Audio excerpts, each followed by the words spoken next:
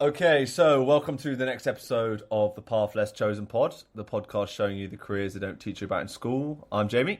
And I'm Sol. So today's guest, we're going to refer to as Molly. For anonymity reasons, we can't say anything else, but she is a prison officer, and it's going to be a really interesting chat, I think. So what can we expect from today's conversation? So many things. So one of the things is working out how to feel fulfilled in your career and absolutely love turning up every single day, despite not necessarily the most prestigious or money-loving career out there. You can expect unbelievable stories from inside a prison, and you can also expect an eye-opening reality in how to actually care and try and want better lives for people who have committed crimes and seeing criminals as human beings. Sounds interesting. Certainly a varied career, but it should be good. So let's get her on. Okay, Molly, great to have you on the podcast.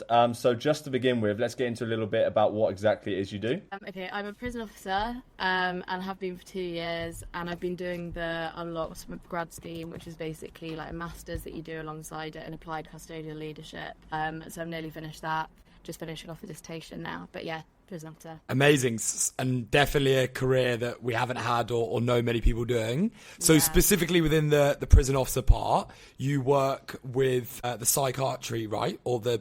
No, I used to, yeah. Okay. So I worked for a year on the enhanced support unit, which is for lads with like extra needs, like autism or ADHD or any form of like mental health needs.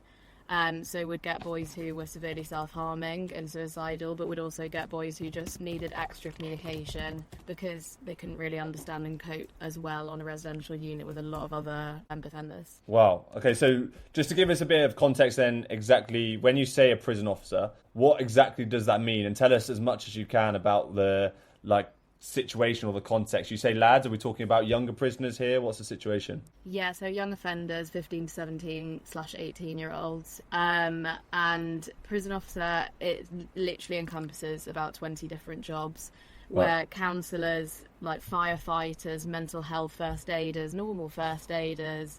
I feel like sometimes I'm a PA for teenage criminals. Like, honestly, you name it. That is part of my job. There is a lot that the prison officer encompasses. Day to day, it is like sorting out regimes, making sure all of the lads get what they need, sorting out appointments that they might need. Especially on the enhanced support unit, it was a lot of psychology coming to talk to you about a boy, loads of paperwork involved, obviously. But yeah, it's a big mixture of stuff. It also depends, like the first thing in the morning you'll go in and see where you're detailed, which is like kind of a rota, and you'll look and it might say that you're in education in the morning, so that'll mean that you're facilitating education, and it could say you're on visits, so you go help out there, or you could be on your unit where you're doing exercise, showers, meetings, all of that. Amazing. And so, okay, so a day looks very varied. It's very hard to kind of deal with that. What are some of the kind of consistents that you're like, okay, this is a part of my job that I do every day and that is like a routine aspect of it? Like if you are on the unit, then you wake all of them up, like open the door, good morning, like give them their breakfast, let them know if they've got exercise or what they're doing that day. If you're on the desk, then you're like organising everything, so you're in charge of the unit that day, which I think other prisons might do it as like senior officers, so SOs, supervising officers. They might be the ones that are behind the desk, but in my prison, sort of anyone, it generally tends to be like the more experienced member of staff or someone that's going to be in all day rather than someone that's on an early shift or whatever. And so if you're on the desk, you're organising everything. If you're not, then you'll be going out on the exercise yard with the boys, just chatting to them, that sort of a thing. Like, I'd say meal times are the most definitely structured because they happen at the same time every day. Because that's when the roll check happens, so that's just counting up everyone, making sure everyone's there and okay, sort of thing. But apart from that, there isn't really anything that's particularly clear or the same every day. I guess the one thing that I'm so interested in, that is, I guess the thing that doesn't change, is the fact that your kind of main clients or people you work with are the kind of the prisoners, right? How is interacting with prisoners on a daily basis? How is that? I think when I first started, It's really hard to see prisoners as literally just human beings who have done something wrong. I think when you call them prisoners, it kind of puts them as a us and them sort of a thing, and it dehumanizes them a lot. And that's what I find a lot of people who haven't worked in the prison service or don't really know much about it will kind of just see them as not human because they're locked up and their rights are taken away from them. I think, yeah, it was kind of like, first day I came in, I was like, oh my God, how do I even speak to them? And you realise these are kids. Like, I'm working with children. I speak to them like they are a 17-year-old boy. And you do just talk normally, and it becomes such a normal thing that you're just chatting with someone who's done, you know, maybe a really, really bad crime, maybe one that's actually quite minor in the grand scheme of things. You do just chat to them as normal people, I guess. Like, they watch Love Island during summer. You'll chat about that. Like, I guess the Olympics are on now, so did you watch, like, Simone Biles? You know, you just have normal conversations, because at the end of the day, also, like, these are really vulnerable people, and they are, the majority of them are the most vulnerable people in society anyway, before they did a crime, and they're kids. So it's just, like, trying to make them feel at ease, I guess, a lot of the time, and just talking to them like they are normal people definitely helps that. Interesting. And I know you can't necessarily talk about the, like, specific crimes, but are we talking serious crimes? Like, is it really hard for you to sometimes disassociate the people with the crimes they committed, or is it a massive varied mix? Weirdly, I thought that would be harder. I thought it would be harder to not think about the crimes that people commit. And actually, I do find it easier than I expected. Like, yeah, like you said, I can't talk about what they've done, and even just mentioning, like, so it's still, I can't really say that, but, like, yes, there are serious crimes, you know, ones that adult males also do. Like, they are in for a big range of different offences. Yeah, they might come in for an offence that I do find abhorrent, obviously, but once you start talking to them about other stuff, you do have to just put it to the back of your mind, because otherwise you're not going to treat them fairly. Like, you will treat them different to other people who say are in for a lesser crime, like theft or something. But you can't. It would make my life a lot harder if I thought about what people have done, and it's not fair. Like, the punishment, I'm not giving them a punishment, I'm facilitating it. So if I let my thoughts and feelings about what some people have done dictate how I treat them, that's not fair, because that's not what I'm there to do. Yeah, like, I understand obviously the position you're coming from. I guess it gets complicated sometimes, and there must be, like, some blurred lines. So I'm interested, like, just to push on the whole relationship side of things. How do you, like, see, and how are you supposed to see your relationship with these guys? Are you supposed to be their friend? Are you supposed to be more of, like, a motherly figure? So when I was training, they kind of had this motto they would always say, which was friendly but not friends. And so I am not there to be their friend, because that can, you know, complicate things, and it can end up leading to corruption and stuff. I'm sure you've read in the news about the woman in Wandsworth. You know, it is a strictly professional relationship. It's a working relationship, but you also are there as a person who is hopefully quite, and you are there to support them and help these lads. You're not there to be, like, ruling with an iron fist sort of a thing, which is, I guess, what, like, the older prison officers used to do, but it's not really like that anymore. Yeah, it is that friendly, not friends. Like, you are going to joke about with them, have a laugh, like, chat, catch up if you haven't been in for a bit, but you aren't their mate. It has to be professional. Because also, at the end of the day, we do have to restrain people, and if you've become too close with a prisoner and they're being violent, you might be less likely to actually get involved in a restraint and squash it, and it could become more dangerous. So there are a lot of risks with not keeping it professional. Yeah, and how do you go about keeping those boundaries? Because I can imagine, obviously, it makes sense to see them as people, and that's such a nice mindset and thought to have about them. But then how do you see them as people, but then still remind yourself that they are people who have done bad things and are capable of potentially, as you were saying there, being violent and needing to be restrained? How the hell do you laugh and joke, but at the same time have that boundary? You don't really let your guard down as a prison officer, and I think that's why it is such a stressful job, because you can't relax, because you don't know what's going to happen, you don't know what's going on. And as much as, like, our security departments are great and they do great things, you can't predict everything, you can't predict every incident. So like, I guess it is just about always having your wits about you and not letting your guard down too much, and you don't. Like it's very emotionally draining working in a prison because you can't relax at any point. You have to always be able to see everything, know what's going on, and react quickly and properly to everything. It's not the physical threat. It's well, for me it's not. I would say like the emotional baggage that comes with being a prison officer has been way worse for me than any of the like violent incidents I've obviously had to be involved in.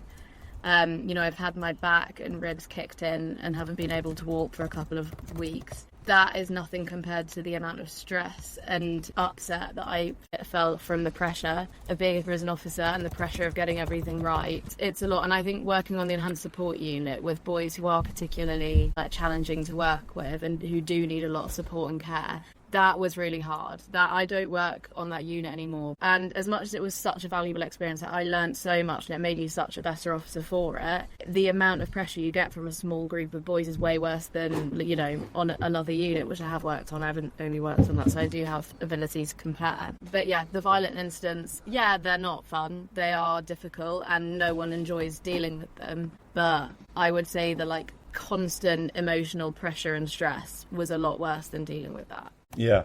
And then what about the positive side of things? Is there a lot of positive, emotional reward that you get out of it? Do you feel like you're having a positive impact on their lives as well? I don't know if I am. To be honest, I went into the job wanting to change the world and, rehabilitate a load of people and make their lives so much better. Obviously, it's such an unrealistic expectation. I've kind of lowered that to, if I can make their day better, then that's great. If I can just make them have a nicer day because I'm a nice officer and stuff, then great. I feel like I've done a good job then.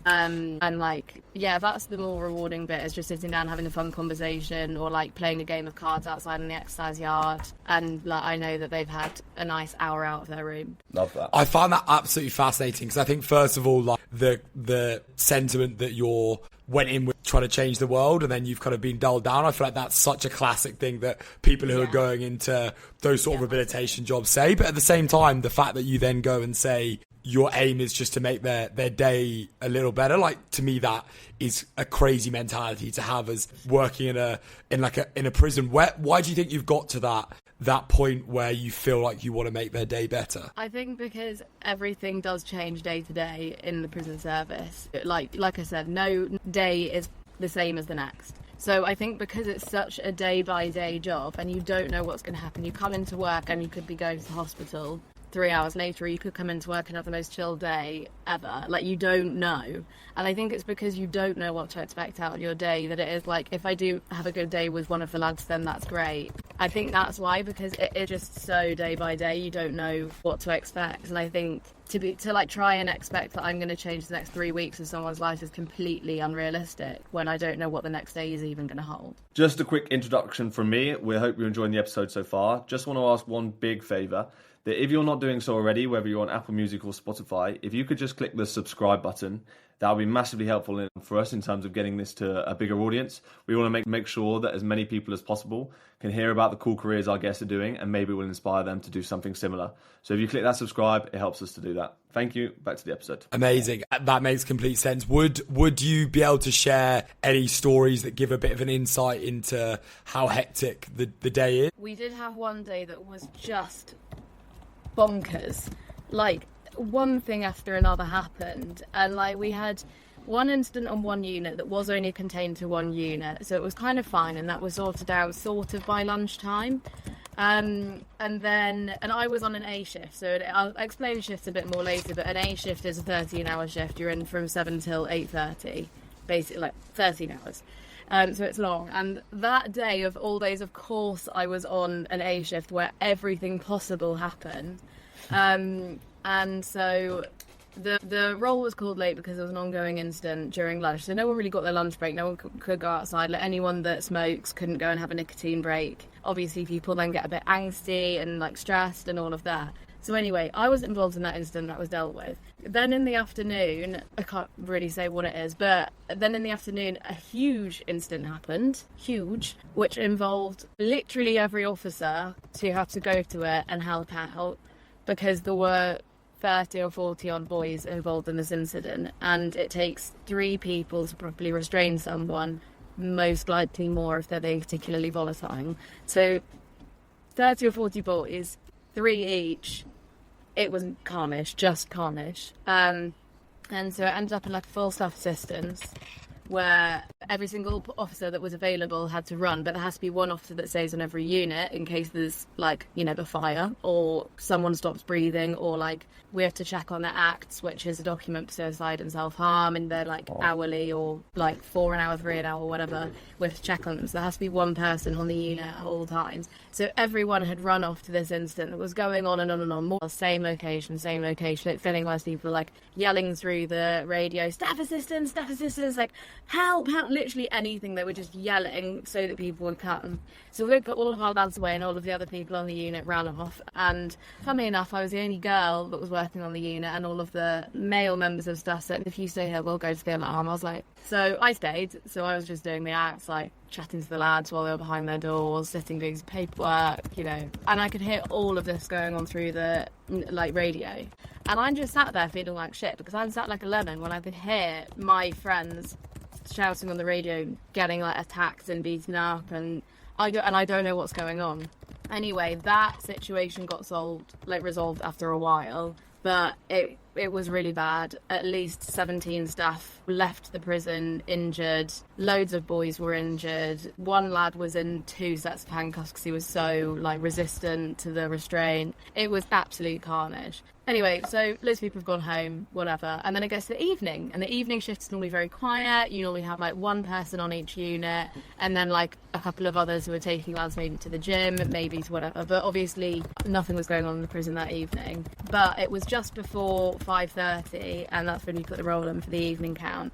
And one of our lads tries to go at height, which is kind of like a protest, like they're pissed off about something, they'll climb over the railings, you can't touch them while they're on the railings because you might push them over, or they might like pretend that you push them over. It's like the whole thing.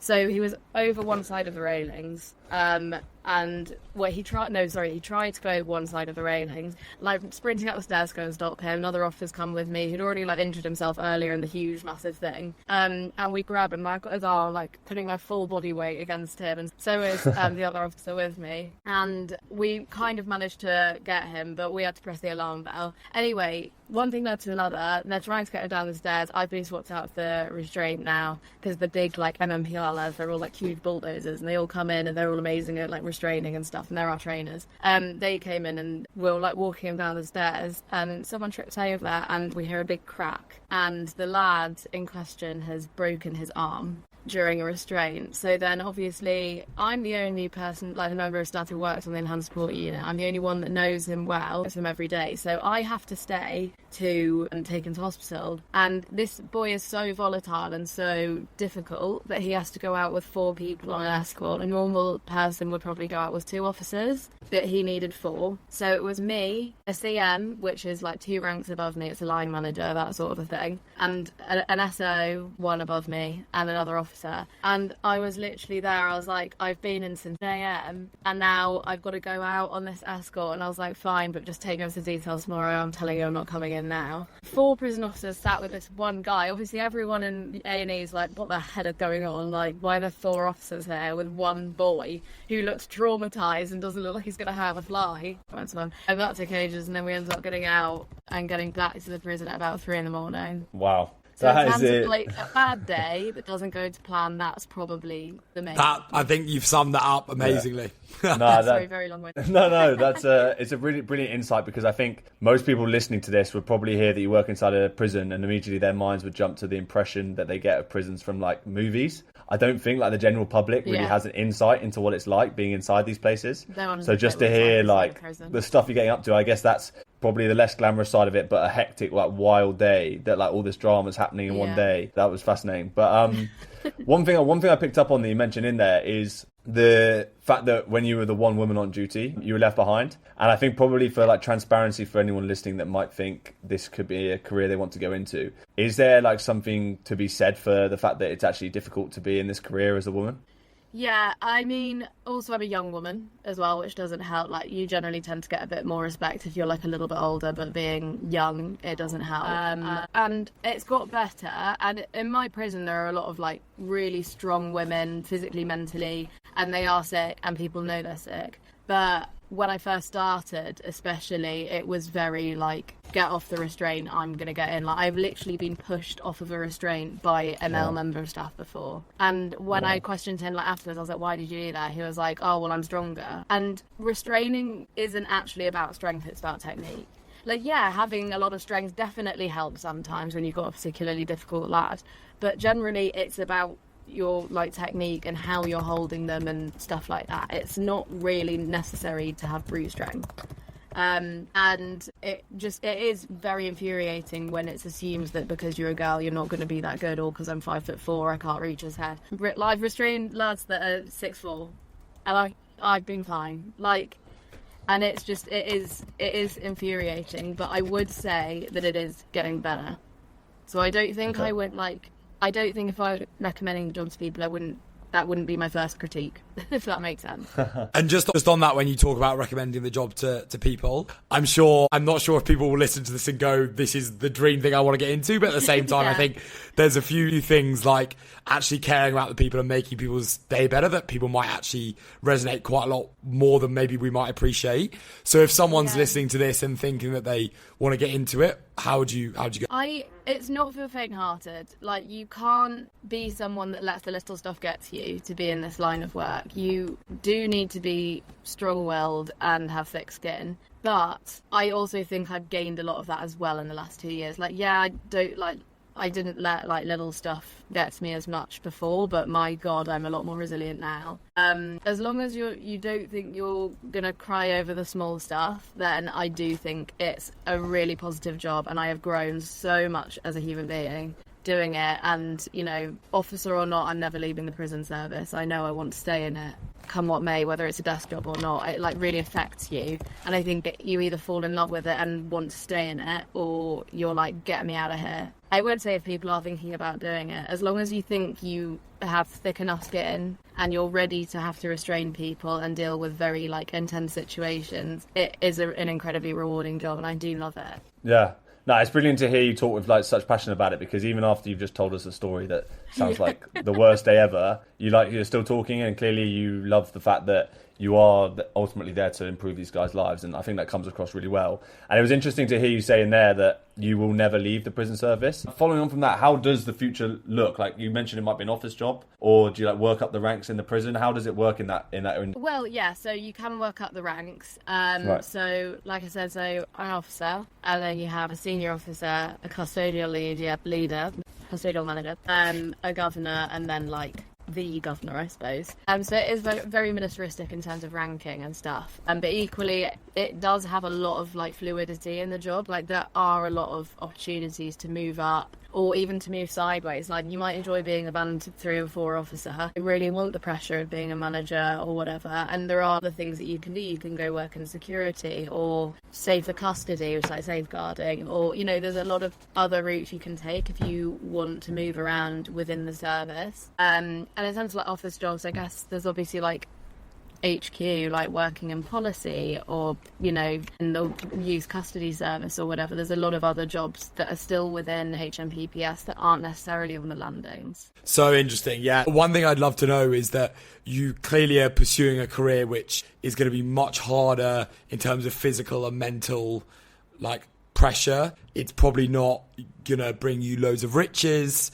What is it that really motivates you to keep going and absolutely love what you're doing? Well, I never wanted a big corporate job with lots of money. Money was never a motivating factor for me anyway when I was applying to jobs at uni. I want to love my job. Your job is something that you do the majority of your time. You don't, you know, your job isn't a weekend. It's 5 days a week. It's a lot of time. Like, I don't want to work to live. I want to live to work.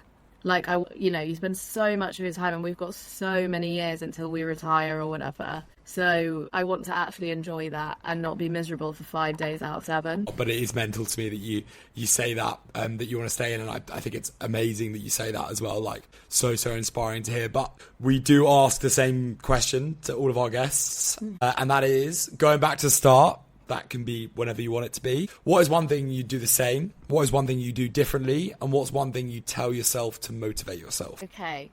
I found what I do the same question the hardest, I think. I've got here, I've survived the 2 years. I've nearly finished the masters. So like in one way I do kind of everything the same because every experience has led me up to this. But in another I'd scream at myself and tell her to go and like take more time and rest and chill and don't go and do all of that overtime just for the money because you don't need it, sort of a thing. One's the hardest, I think. But what I do the That's same, a good answer. I like that. I guess I'd do the majority of it the same because I want to get to where I am today.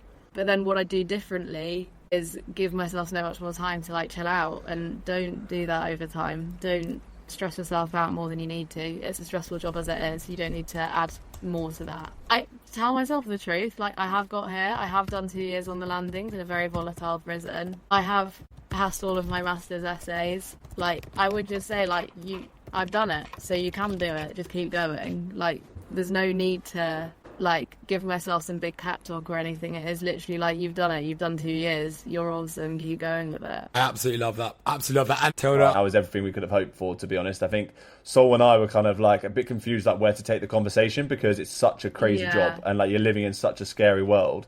But actually all of the insights you've given us and the fact that you talk about it with so much passion and you clearly love it and you're doing it for the right reasons, like for good human reasons, I think it was fantastic. So thank you so much for coming on, and it was brilliant. Thank you so much for having me. That was obviously unbelievable, and it was good to chat and hear about something that honestly I have no idea about. And as you said in the pod, the films over glamorise so much, the realities of the job so much different. But if we go into our takeaways now, if you're okay with me going first, I think, and I'm sure you're going to have written this down as well, but the first thing that I think is so key and is a theme with so many of our guests is just a genuine passion and a purpose within your job. Like she mentioned, she basically spent 70-80% of the podcast saying pretty negative things about things she has to do all day, every day, and then turned around and said, but I absolutely love it and I want to spend the rest of my life working in it. And I think that's so interesting. The amount of people you hear, like nurses, doctors, policemen, firemen, like who are really doing a job that is not very sexy, but they absolutely love what they're doing. And I think that's my biggest takeaway is find what you love doing first and don't attach prestige or money to it. I don't know if you concur. Yeah, no, I totally agree. And even though you've just offended a load of firemen and police officers, I think the way she spoke about it is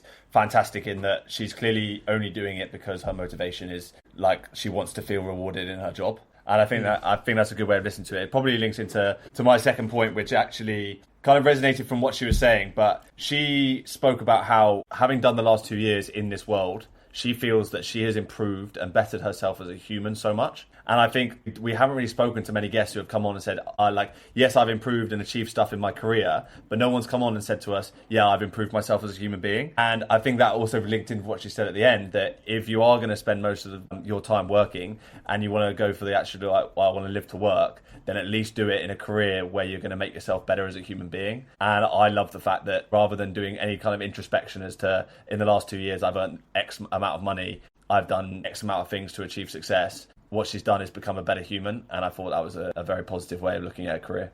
Yeah, I don't think I have anything to add on that. I think you summed that up nicely. And then do you have a third one? Yeah, I think the third one, I quite like that she said right at the beginning that she's found so much reward in this career because she actually gets to make the lives of others better. And she said she went in probably naively at the start, thinking, I'm going to come in and change the world. But actually, she reevaluated that, set herself smaller goals, which means every day she's turned up to work, she feels like she's achieving something, because the rewarding part of setting those small goals is making the lives of each prisoner better every day just by being a nice person to them. And it's such a human career. Like, it's all about what she's like as a personality. And I think the balance between my second and third takeaway, where one, she's improving herself as a human being, but 2, she's improving the lives of others. And like, why would you not want to work in a career where you can do that? No, I completely agree with that. And I think it's very clear that she's found a career that not only, as you said, benefits herself, but she's found a career where she's actually making a really positive impact on the world. I think really interestingly, all 3 of our takeaways